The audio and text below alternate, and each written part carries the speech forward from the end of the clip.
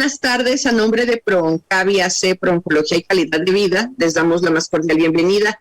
Esta tarde que vamos a hablar sobre pandemia y duelo, un nuevo estilo de vida.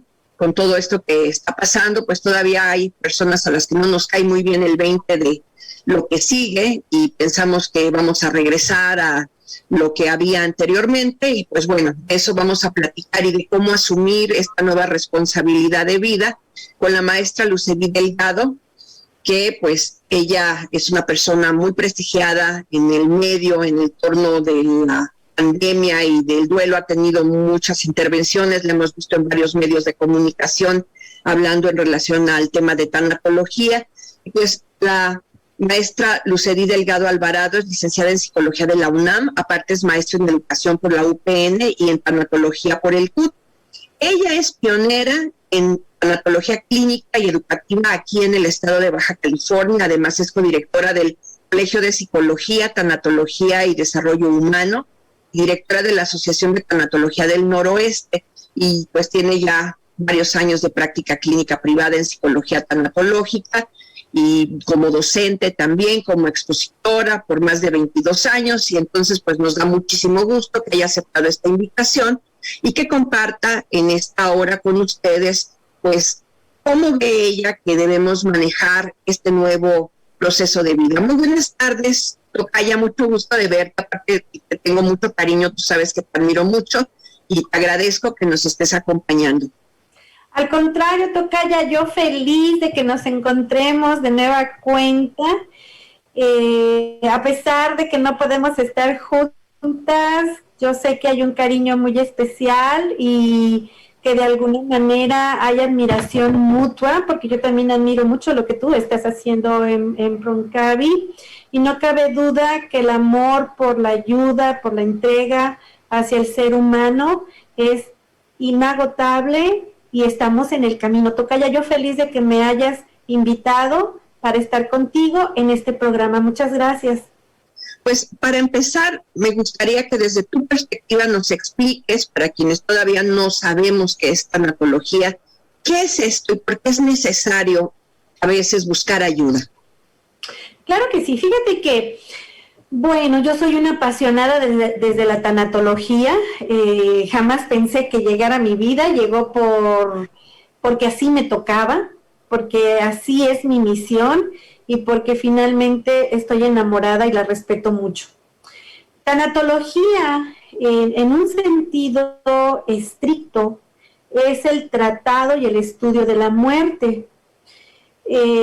Pero es importante señalar que este tratado de estudio de muerte al cual se refiere tanatología, pues bueno, surgió en años muy atrás por un médico ruso, Merikosh, que él estaba súper interesado en saber las causas de las muertes de las personas. Entonces se dedicó a estudiar, se dedicó a hacer investigación y pues de alguna manera surge lo que sería la medicina forense, la tanatología forense, que son precisamente los encargados de saber la hora, el modo, el tiempo, el lugar, todo lo relacionado con el aspecto de la muerte. Tiempo después surge lo que es la tanatología contemporánea y es precisamente esa a la que se le está dando mucho auge, pero que a pesar de que se le está dando auge sigue siendo desconocida por ser una ciencia prácticamente nueva. Tanatología contemporánea también trabaja lo que es el acompañamiento hacia lo que son las personas que ya están en un proceso terminal. Es decir, se les acompaña a que dejen de sufrir, a que resuelvan pendientes, a que mueran en paz, en pocas palabras. Pero no solamente se dedica a eso. Tanatología contemporánea, en su sentido amplio, se refiere al trabajo con todo tipo de duelos, con todo tipo de pérdidas y con todo tipo de personas. Es decir, hablamos de pérdidas en el sentido desde la primera hasta la última pérdida. La primera pérdida, obviamente, obviamente es el nacimiento, cuando pierdes esa área de confort, esa zona de confort, y tienes que salir del vientre de mamá y te expones al ruido, a la luz, a situaciones que lastiman. Entonces, esa sería la primera y la última, que es la muerte. Durante estas dos hay un sinnúmero de pérdidas que es, por ejemplo, pérdidas que son necesarias, como la del crecimiento, y pérdidas también necesarias como son las escolares, salir de kinder, de primaria, de secundaria, ir abandonando amigos y demás. Y hay otras que se van dando por situaciones como serían los cambios de residencia, lo que serían las enfermedades crónico-degenerativas, lo que serían divorcios, lo que serían pérdidas de noviazgo, todo lo que para la persona genere pérdida y esa pérdida le genere dolor y el dolor le genere un duelo, todo un proceso de duelo, entonces lo va a trabajar la tanatología contemporánea. No se va a dedicar nada más al acompañamiento de enfermos en fase terminal, sino que se va a dedicar al acompañamiento tanatológico, al tratamiento tanatológico con todas las personas a las cuales les sea difícil poder solucionar cada una de las pérdidas. Y la idea es llevarlas a un buen puerto bajo el trabajo tanatológico, llevarlas a un buen puerto en donde puedan ver un futuro sin la persona amada, sin el objeto perdido, sin el cambio de residencia, que les permita vivir con una mejor calidad de vida, una calidad de vida que va a estar basada en un plan que se elabora durante el tratamiento y que tiene que ver con felicidad, con libertad y con el entendimiento de su concepto de vida. Eso es lo que trabaja la tanatología contemporánea. Es muy amplia, trabaja con niños, adolescentes, adultos, entonces hay que estar preparados precisamente para poder trabajar con cada uno de ellos y con cada uno de los tipos de duelo. O sea, hay como subespecialidades, o una persona que es tanatóloga puede atender todo tipo de casos. Tanatología es precisamente como es una ciencia nueva, no hay especialidades, no las hay como tal. Por ejemplo, decir licenciado en psicología o la maestría en psicología o en derecho y demás, no lo hay como tal. Sí hay estudios en relación a una maestría, pero que se sale de manera general, por ejemplo. Entonces, ¿qué es lo que está pasando ahorita? Básicamente en Tijuana. Vamos a centrarnos en Tijuana porque cada ámbito o cada región está siendo diferente. Específicamente en el área de tanatología, de Rosarito, Tecate, Ensenada, todos estos lugares, las personas que han empezado a trabajar tanatología lo están haciendo desde la práctica. Desde la práctica, a lo mejor pudieron llevar un diplomado, pudieron llevar un curso, pero así como especialidad no la tienen. Y esto en la actualidad empieza a ser un problema muy, muy grande. Sí, porque no sabes el nivel de preparación que pueda tener una persona que se llame tanatólogo, se autonombre como tal, ni si va a tener un buen soporte para el problema que va a enfrentar con la persona que necesita la ayuda, ¿no? Así es, exactamente. En los años 2000, en el año 2000, que es cuando se inicia la tanatología, tiene toda una historia la tanatología aquí en Tijuana. Cuando se inicia, la gente no conocía lo que era la tanatología e incluso se hacía bromas en relación a ella. Lo único que existía era diplomado en tanatología, pero un diplomado no puede hacer a nadie tanatólogo porque la tanatología abarca áreas increíblemente inmensas. Por ejemplo, abarca lo que es conocer lo que son las religiones, conocer lo que es la espiritualidad, conocer los diferentes tipos de duelo, cómo reaccionan los niños a diferencia de los adultos mayores. Entonces, gente empírica que está trabajando muy bien, que a través de la experiencia es como ha ido formando su trabajo, pero hay gente, personas que pensando que con el simple hecho de tener un curso, de tener un diplomado, ya lo pueden trabajar, y la verdad se está cayendo en muchos riesgos el trabajo tanatológico. Claro. Uh-huh. Yo recuerdo que cuando te conocí fue porque yo fui a un curso que tuviste, un taller más bien, y yo vivía un proceso en ese tiempo que era de tomar una decisión, una buena decisión para mi vida, que a partir del taller, no sabes, aprendí mucho. Y lo disfruté mucho, pero me di cuenta cómo podemos traer cosas arrastrando. Yo cuando tenía, fíjate, 2 años de edad, tuve un gatito. Y salió esto en el taller donde estuve contigo. Tuve un gatito al que quise muchísimo y un día lo atropellaron. Entonces, cuando yo vi a mi gatito atropellado, para mí fue un dolor muy grande.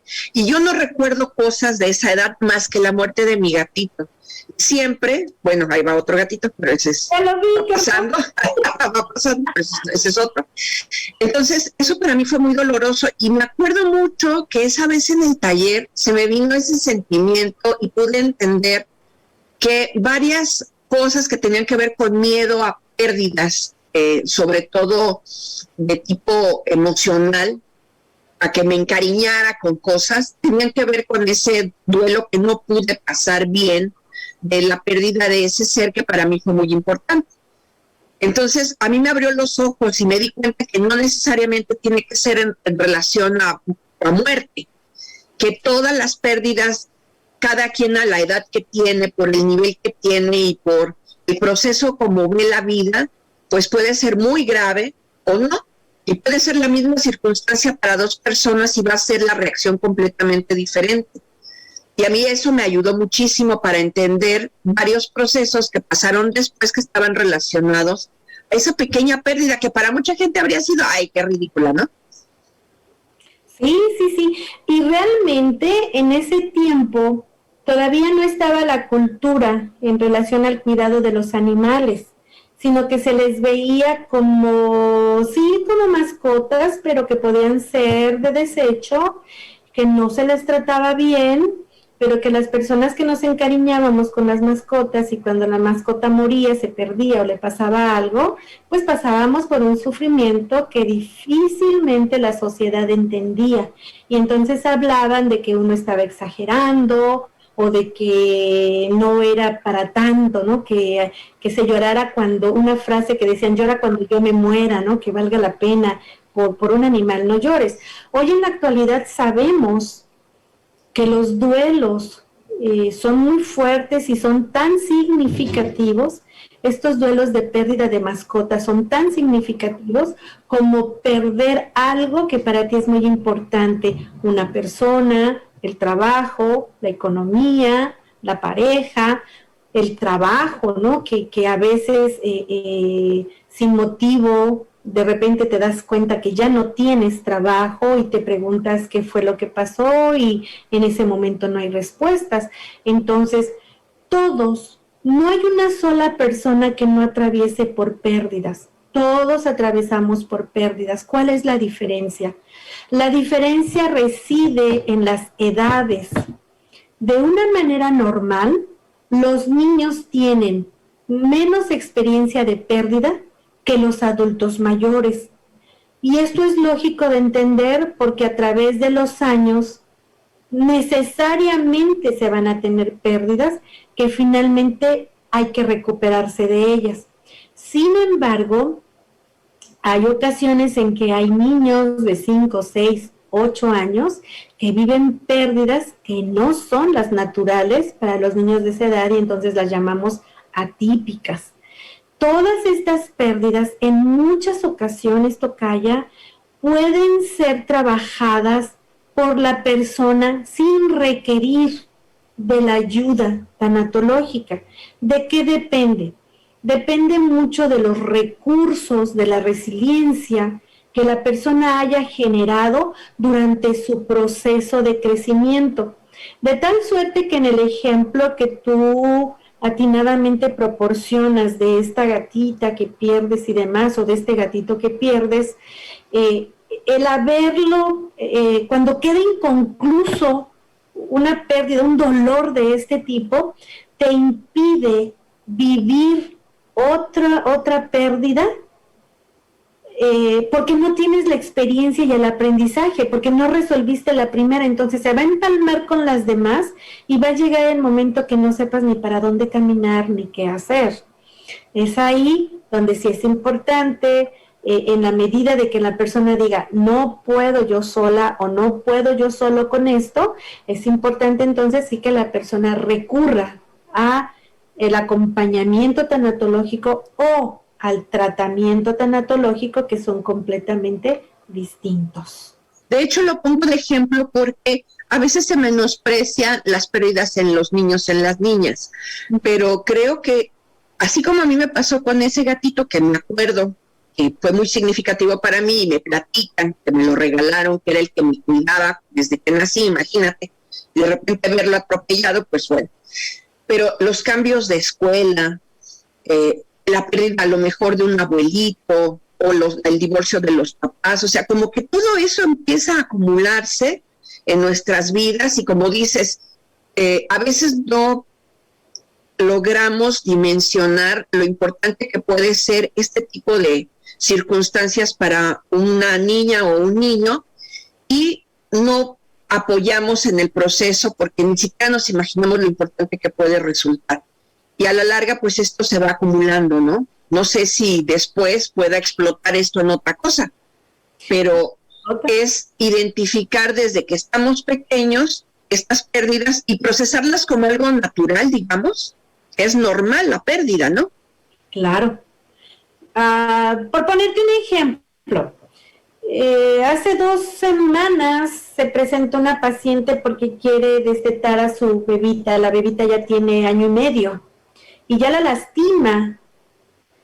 Entonces se le daban indicaciones de qué era lo que tenía que hacer, y cayó en la cuenta que no podía dejar de amamantar a su hija porque para ella era una pérdida del vínculo maternal con la niña. Entonces, imagínate para una mamá que le es tan importante tener la cercanía de su hija, cómo sufre esta persona. Y eso es un proceso que se tiene que dar de manera natural, que sí se forza porque si no los niños se siguen, pero que genera mucho dolor tanto en el niño, 1 año y medio, como en la mamá. Entonces, ambos son pérdidas, ambos son duelos y son necesarios de trabajar y son necesarios de superar. Duelos no superados, duelos no trabajados van a generar duelos crónicos, y es cuando la gente se siente frustrada, cuando no puede resolver situaciones de dolor. Estas personas que dicen, no quiero saber, no quiero ver porque no quiero ver que llore la gente, o no quiero ver que sufra la gente, prefiero irme a lugares donde nada más rían. Son personas que se han perdido la oportunidad, porque realmente es una oportunidad, se han perdido la oportunidad de crecer a través de darle sentido a lo que es la vida, a lo que es muerte y a lo que es el crecimiento basado en las pérdidas. Las pérdidas son necesarias y son imposibles de quitar en la vida, imposibles.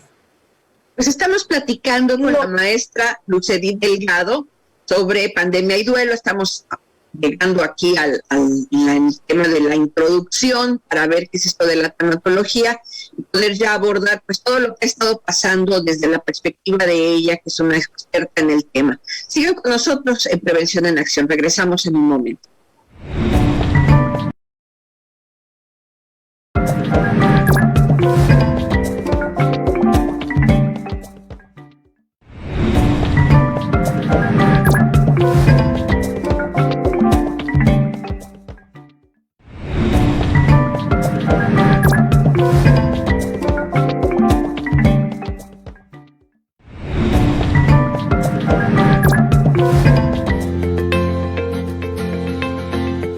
Tips. Realiza ejercicio físico de forma sistemática. La actividad física recomendada consiste en caminar a paso ligero 6 kilómetros por hora 3 veces por semana como mínimo, o realizar ejercicios aeróbicos al menos 20 minutos diarios. Los trajines domésticos o andar agitado de forma cotidiana no es una forma de realizar actividad física. Estas actividades crean cansancio y agotamiento y no sustituyen a la actividad física sistemática.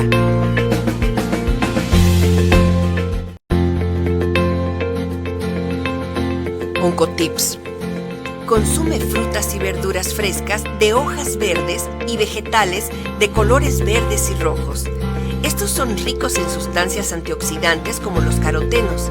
Sugerimos comer 2 o 3 piezas de fruta y al menos una buena ensalada diariamente, equivalente a una ingestión entre 400 y 800 gramos por día.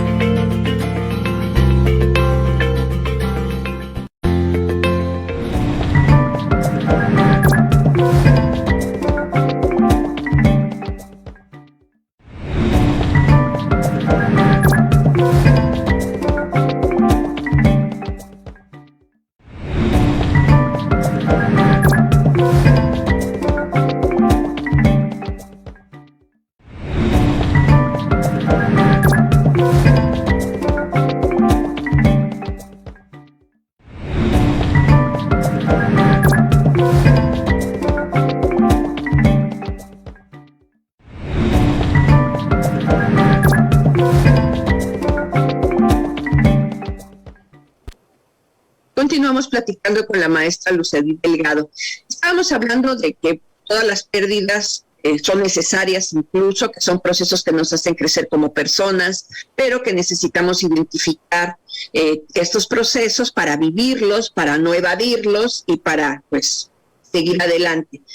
Y bueno, el año pasado pues fue un año atípico donde hubo muchas pérdidas de muchos tipos. Tú nos comentabas pues que la tanatología no nada más aborda el tema de la muerte, sino de todos esos procesos de duelo que implican la pérdida de la salud, como lo que tuvimos el año pasado, la pérdida del trabajo, que muchas personas desafortunadamente también vivieron, y la pérdida de estilos de vida, porque realmente el que nos hayan mandado a encerrarnos en nuestras casas fue una pérdida de un estilo de vida al que estábamos acostumbrados.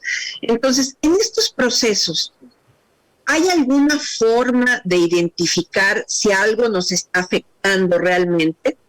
Porque tú nos comentabas que en ocasiones, depende de las herramientas que traiga la persona, puede a veces pues transitar por estos procesos, pero en otras ocasiones necesita buscar ayuda. Entonces, ¿cómo podemos darnos cuenta? Mira, básicamente en lo que fue y en lo que es esta pandemia que aún seguimos viviendo, que deseo de todo corazón que pronto pase a ser historia, aunque sabemos que la historia se queda y aprendemos a vivir de ella y con ella. Cuando en el año en que llega la pandemia se nos señala que hay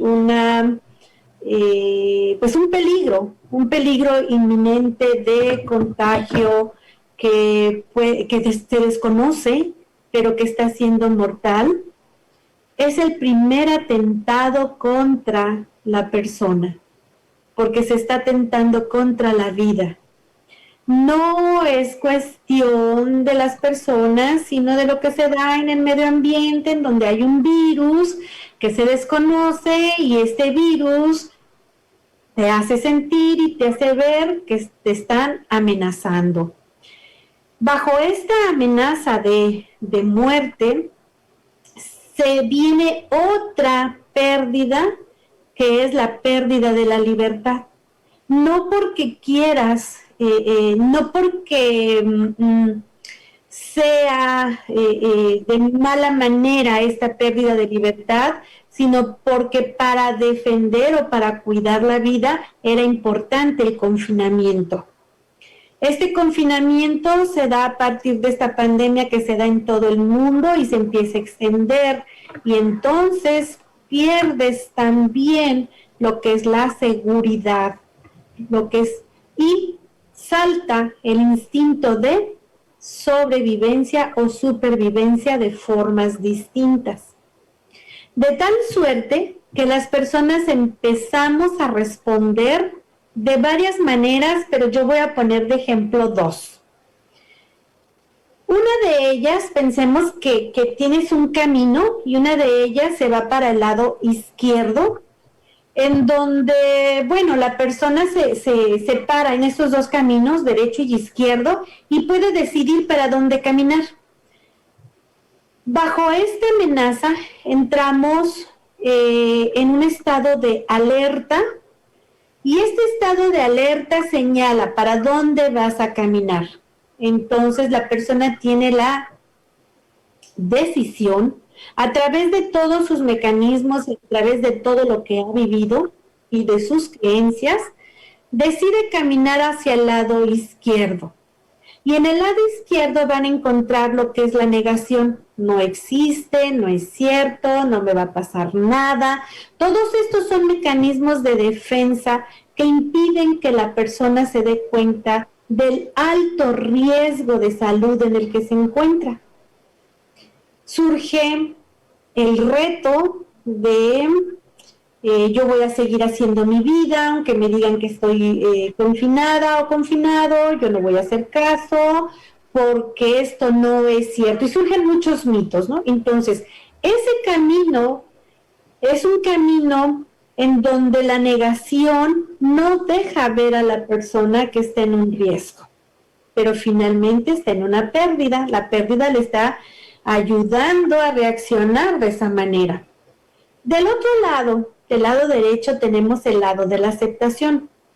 Las personas que cuando se habla de esta pandemia, que cuando se habla del confinamiento, deciden realmente resguardarse en casa y empezar a tomar las medidas pertinentes y necesarias, tratando de cuidarse, buscando la manera de que no llegue este virus y se convierte en parte en una obsesión. Pero sin embargo, la gente está aceptando que hay un peligro inminente.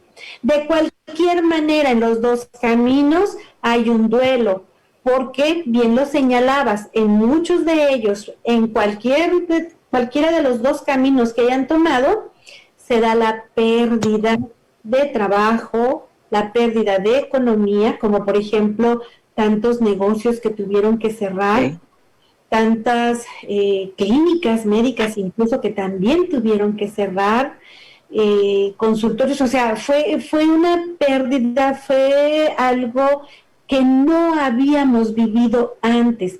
Obviamente se habían dado ya pandemias, pero nosotros no la habíamos vivido de esta forma. Entonces las personas empiezan a reaccionar y no hay una conciencia de lo que se está viviendo realmente.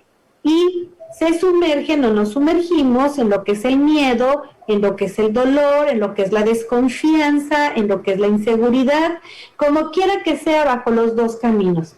Por ponerte un ejemplo, desconfianza y inseguridad. Anteriormente tú caminabas por una acera y cuando tú veías que del lado contrario venía una persona, tú no te bajabas, tú nada más te hacías a un lado para que la persona pasara.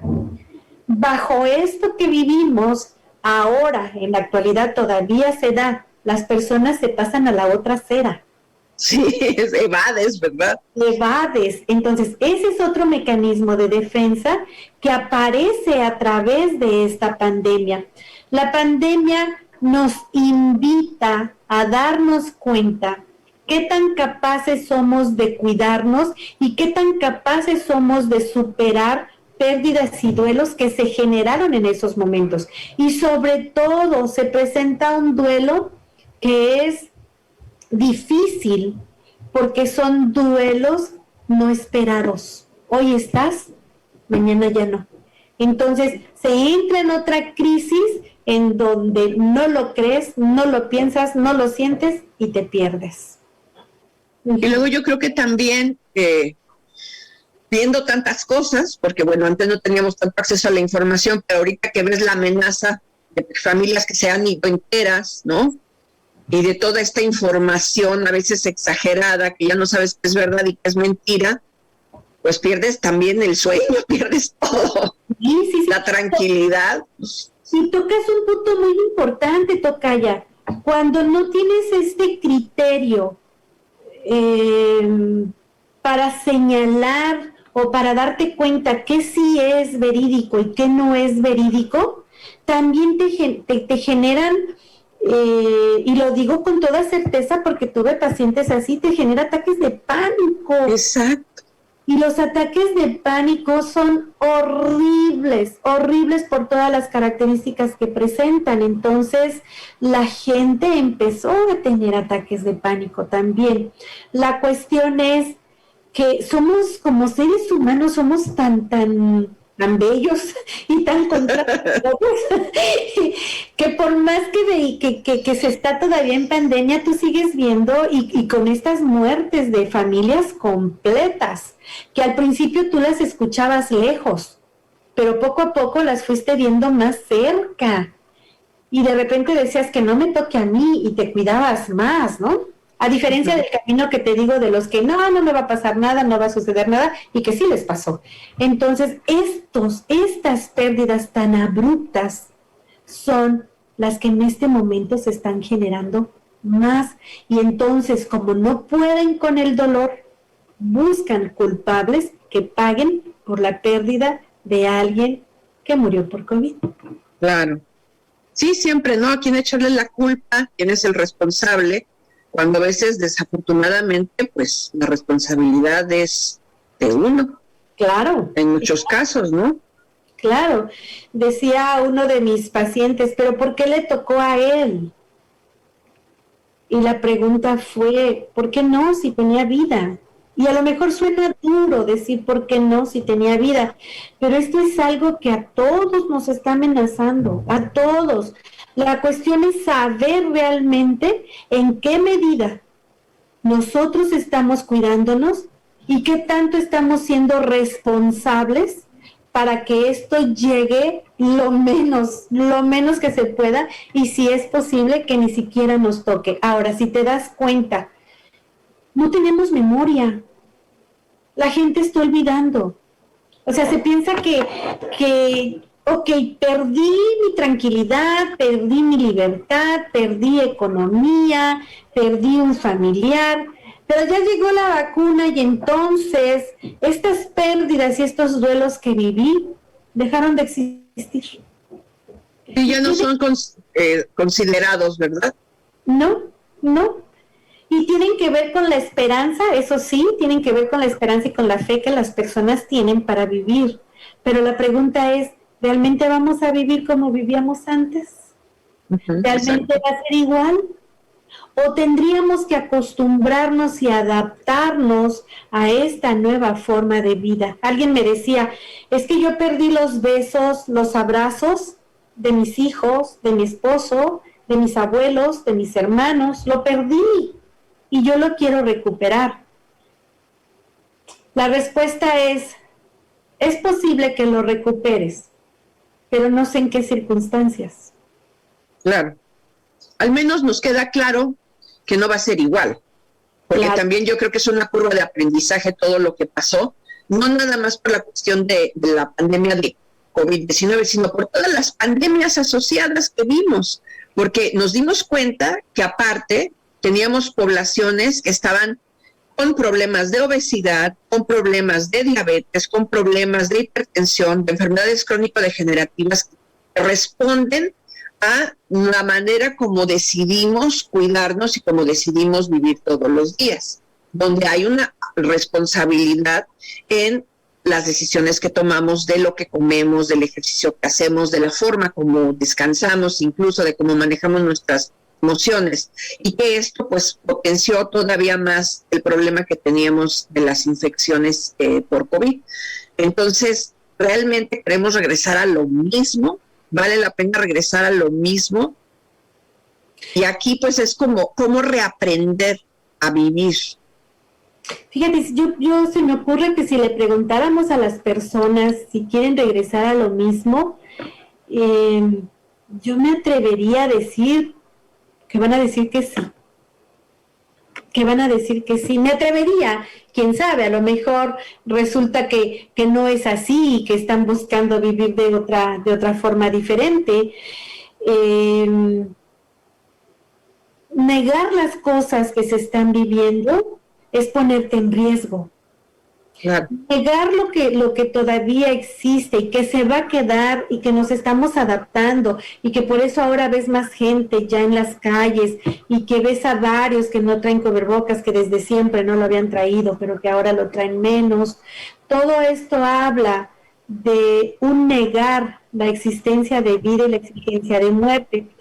Es hablar de una nueva conciencia, es hablar de una aceptación y sobre todo es hablar de solucionar esto, trabajar las etapas de duelo de esto, si es que hubo pérdidas muy importantes que les estén generando la imposibilidad de poder seguir viviendo de una manera adecuada y agradable en la sociedad, consigo mismo, trabajarlo, porque la vida es muy cambiante. La vida nos da, como dice la canción, nos da sorpresas, y qué sorpresas. Ojalá que siempre todas fueran agradables, ¿no? Qué felicidad. Pero la vida es eso, la vida es un equilibrio, bien, mal, día, noche. Entonces, ¿por qué no hablar de vida, muerte, y por qué no hablar de riesgos ante infecciones que van a estar con nosotros toda la vida? Claro. Estamos platicando con la maestra Lucely Delgado en Prevención en Acción, el programa de ProOncavi. Continuamos.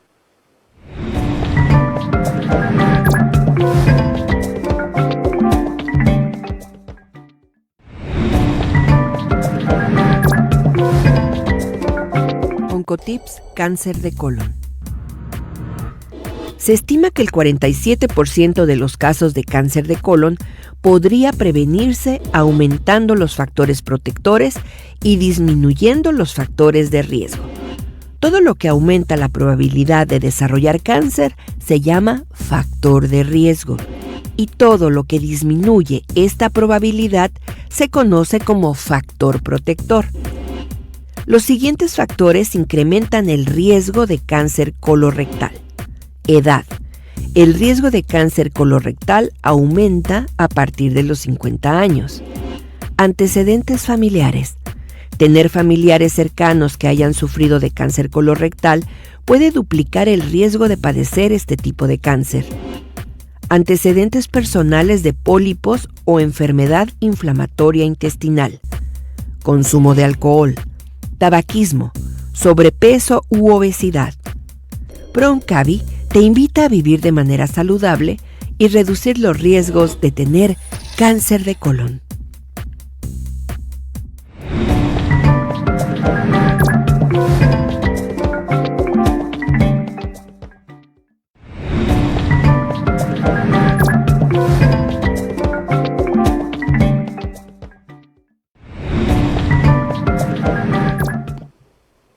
Platicando el día de hoy en Prevención en Acción de Pandemia y Duelo, un nuevo estilo de vida.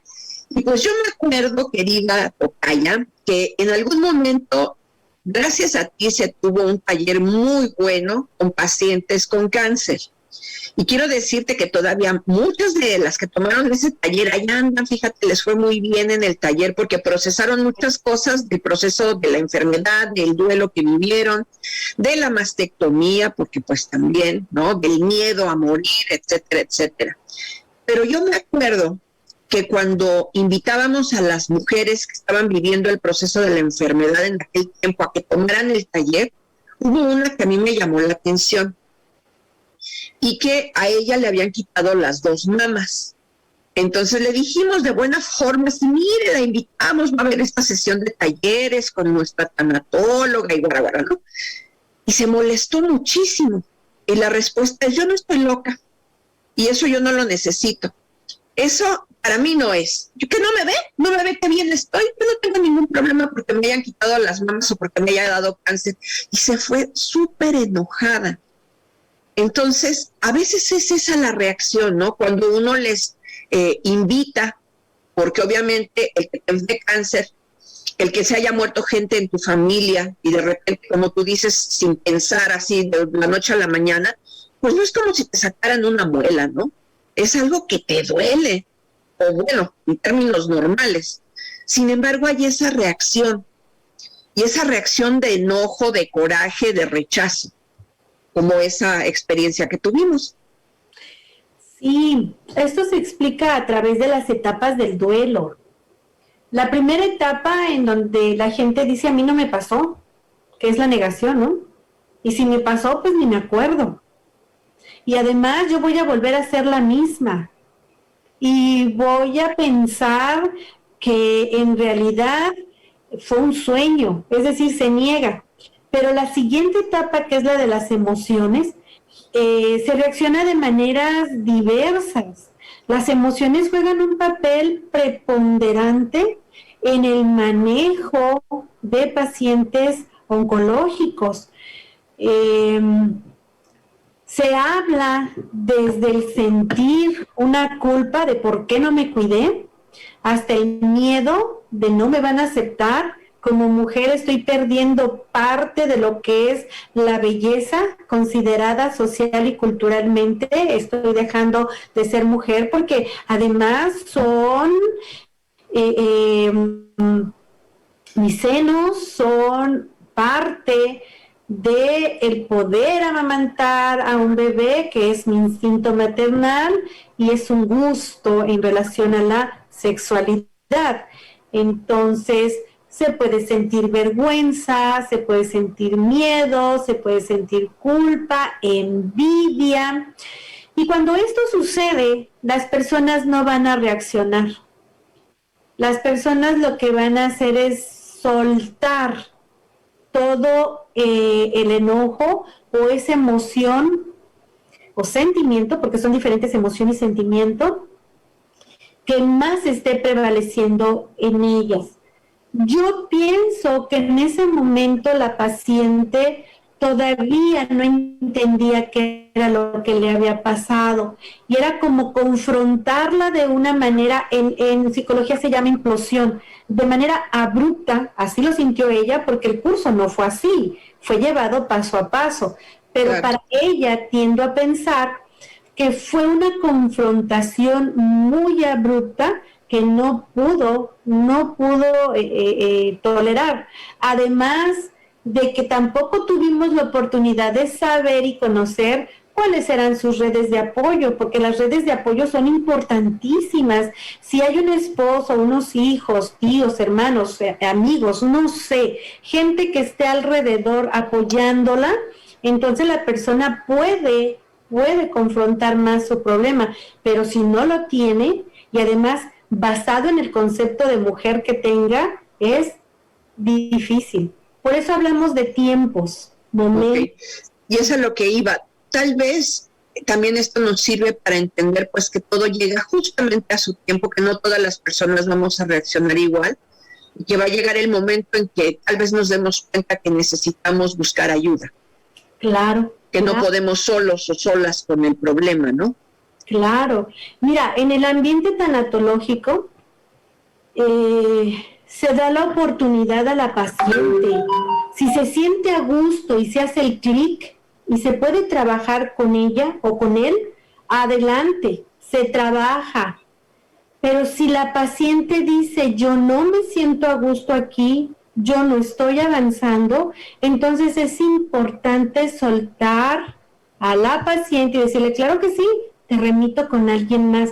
Esto no son cuestiones personales, estas son cuestiones profesionales en donde es importante que nos ajustemos a las necesidades de las personas. Obviamente, hay que discernir entre estas necesidades, porque hay personas que basadas en el dolor tienden a maltratar a su terapeuta o a su tanatólogo, y eso sí no tiene que ser permitido. Eso sí, claro. ¿No? Podemos entender que hay pérdidas muy fuertes, que hay duelos muy fuertes, pero que también es necesario marcar límites, marcar normas para bien del paciente tanatológico y para bien del tanatólogo o la tanatóloga. ¿Y qué tan importante es la parte espiritual en estos procesos? Tiene que ver. Increíblemente importante. Hoy hablaba con un paciente, su hermano murió por COVID, un hermano muy querido, 33 años, religiosos, muy religiosos, y él se sentó el día de hoy y me dijo, he estado trabajando mucho, no he tenido tiempo de pensar. Y en este momento que me estoy sentando contigo, Edith, yo estoy pensando que si la misión de mi hermano tiene que ser mi misión. Y le dije, ¿por qué estás pensando eso? Y me dijo, porque estoy dudando. Él se estaba basando en la religión. Porque estoy dudando de por qué a mi hermano. Muy bien. Su hermano era sacerdote. Y le pregunté, ¿tú estás dudando de Dios? Y me dijo, sí. ¿Por qué hace esto? Eso es hablar de espiritualidad. Él decía, no puedo, yo no puedo con esto. Le dije, ok, entonces acepta que tú estás enojado con Dios. Y le hice la diferencia entre religión y espiritualidad. Te comenté, la religión son normas y leyes que tú vas a seguir y que vas a tener creencias, sean ortodoxas o no. La espiritualidad va más allá. La espiritualidad es esa fe, esa esperanza, esa entrega que tú tienes para con algo que tú te identificas, para con algo que tú crees. Llámesele vida, universo, cosmos, Dios, Jehová, lo que tú quieras. Es esa entrega que tú das y es que es muy personal. ¿Qué te quiero decir con esto, tocaya? Que simple y sencillamente cuando la persona pierde la fe y pierde la espiritualidad, es muy difícil trabajar, porque pierden el sentido de la vida, pierden el sentido del amor. Entonces, contestando tu pregunta, importantísima, la espiritualidad en el trabajo tanatológico. Y fíjate bien, yo creo que no nada más en el tanatológico, en el psicológico, en el legal, en cualquiera, la espiritualidad es muy, muy importante. Hay muchos valores que se recuperan de ahí, que son los que ayudan a que durante el proceso de duelo, cuando se está en el regateo, la persona se pueda encontrar otra vez a sí misma y haga la paz con el universo y con la vida. Pues estamos ya por concluir nuestro programa. Me gustaría si pudieras darnos alguna pequeña recomendación para empezar a reaprender en este nuevo estilo de vida. ¿Cuál sería el primer paso? Mira, el primer paso es información. Informarse cómo está la pandemia, no malas informaciones ni saturarse tanto, nada más. ¿Qué es la pandemia? ¿Cómo está? ¿Cómo cuidarse de este virus? Seguir las normatividades que nos están estableciendo, vacunarse. Y a nivel personal, pensar, entender y sentir que nos estamos adaptando a este virus y que tenemos que aprender a vivir. ¿Cómo vamos a aprender a vivir? Realmente siendo responsables de nuestra vida y de la vida de los demás. El ser responsables de nosotros implica hacer un examen de conciencia en cuanto a pensar y sentir y revalorar qué es la vida para mí y qué estoy haciendo en este momento para ser feliz y para continuar. Que se planteen metas, nuevos objetivos, que los lleve a una nueva calidad de vida, porque realmente, Edith, siempre hay un mañana. La vida no se detiene. La vida continúa y la obligación que nosotros tenemos en este momento y en todo momento es buscar la felicidad, la calidad de vida y la entrega primero para con nosotros y luego para con los demás. Pues si hay alguien que necesita hablar contigo, que quiere, pues tú seas su terapeuta, ¿cómo se pueden comunicar contigo? Yo feliz de poder trabajar. Generalmente les pido que me envíen WhatsApp porque no contesto el teléfono si estoy trabajando o haciendo otras cosas. Mi número es 664-1 575758. Está en las redes sociales, que es la de COEPSID, en donde también pueden escribir y pedir la información en relación a los procesos tanatológicos y los procesos psicológicos, señalándoles también que yo, trabajo psicología, que es la conducta humana, tanatología, que son los procesos de duelo, y aparte hipnosis, que es como una herramienta que ayuda muchísimo a resolver los duelos. Muy bien. Y si no, pues pueden comunicarse con nosotros a PRONCAVI. Con mucho gusto le vamos a pasar los datos de nuestra especialista que esta tarde nos ha acompañado en nuestro programa. Muchas gracias por haber estado con nosotros. Te vamos a volver a invitar porque este tema tiene todavía mucho de qué platicar. Muchas gracias. Edith, un placer trabajar contigo. Me encanta. Gracias. Y amigos, tenemos unos talleres que vamos a empezar online a partir de la próxima semana. Son de mindfulness, son varios temas que son sobre todo para aprender a relajarse. Está enfocado a pacientes con cáncer. Les van a enseñar cómo respirar cuando estén en las quimioterapias, cómo se pueden relajar, cómo pueden meditar, cómo pueden trabajar el dolor. Entonces yo creo que vale la pena, son gratuitos, tienen nada más que inscribirse con nosotros. De hecho, la especialista no está aquí en Tijuana, pero quiere mandarles un mensaje para que puedan ver qué es lo que ella propone en estos talleres y espera que mujeres que tienen ahorita el curso de la enfermedad puedan inscribirse para que puedan hacer esta comunidad de apoyo. Así es que los dejo con ella y pues hasta la próxima semana en Prevención en Acción. Gracias. Hola, mi nombre es Carla Nieblas, facilitador Mindfulness. Primero que nada, quiero agradecer a PRONCAVI AC por la oportunidad de poder contribuir al bienestar con estos talleres Mindfulness, esperando sean de beneficio para todas y todos ustedes. Permítanme ahora también darles o compartirles qué es Mindfulness. Mindfulness es atención plena, estar aquí y ahora, viviendo el momento presente, cada momento, cada instante. Mindfulness es una herramienta que nos ayuda a promover el bienestar físico, mental, emocional y, ¿por qué no?, también espiritual, que nos da a nuestra vida bienestar en todos los ámbitos. Me gustaría compartirles algunos de los beneficios que podemos obtener practicando con regularidad mindfulness.